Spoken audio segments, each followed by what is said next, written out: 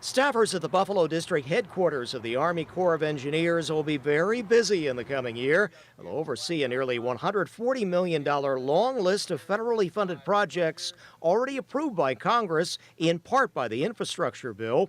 It includes dredging and repair money for Sturgeon Point Marina in Evans and Buffalo's Outer Harbor to enhance work at Ralph Wilson Centennial Park, and then big ticket items like the Black Rock Channel Lock and Tonawanda Harbor.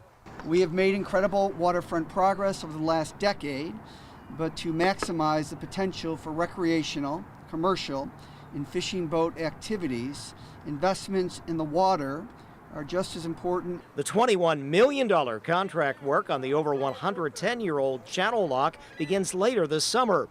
The Engineer Corps has much bigger concerns: contaminated cleanup sites in the region dating back to the Second World War. 7 of those 10 have already been remediated and restored and given back to the community for appropriate use. $103 million is slated for the former Gutierrez steel plant site, also known as Simon Saw in Lockport, where highly radioactive uranium ore from Africa was processed and rolled to make nuclear weapons in the 1950s. And then in Lewiston, $10 million for the Niagara Falls storage site and overall Lake Ontario Ordnance Works. And it was a TNT factory in World War II, which quickly became obsolete before the end of the war. The particular wastes that are buried at the Niagara Falls storage site are very highly radioactive. They were a very valuable commodity for the early nuclear program. That's what makes them so special.